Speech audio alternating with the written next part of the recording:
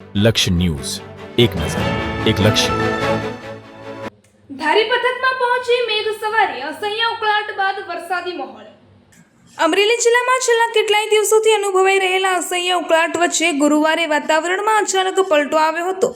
સાવરકુંડલા, બાબરા, લાઠી, લલિયા, અમરેલી અને વડિયા બગસરા બાદ હવે ધારી ગીર પથકમાં પણ મેઘ સવારી પહોંચી છે. ધારી શહેર સહિત આસપાસના ગ્રામ્ય વિસ્તારોમાં ધીમી ધારે વરસાદ શરૂ થતાં લોકોને ગરમીમાંથી રાહત મળી છે. ધારી શહેર ઉપરાંત ડાંગાવદર, મોણવેલ, ભાંડેર, માલસીકા, કાથરોટા સહિતના અનેક ગામોમાં વરસાદ નોંધાયો હતો.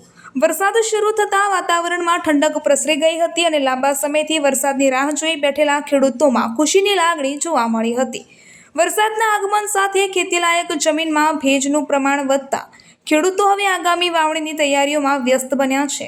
વરસાદને કારણે રસ્તાઓ પર પાણી ફરી વળ્યા હતા, જ્યારે બાળકો અને યુવાનો પણ વરસાદનો આનંદ માણતા નજરે પડ્યા હતા.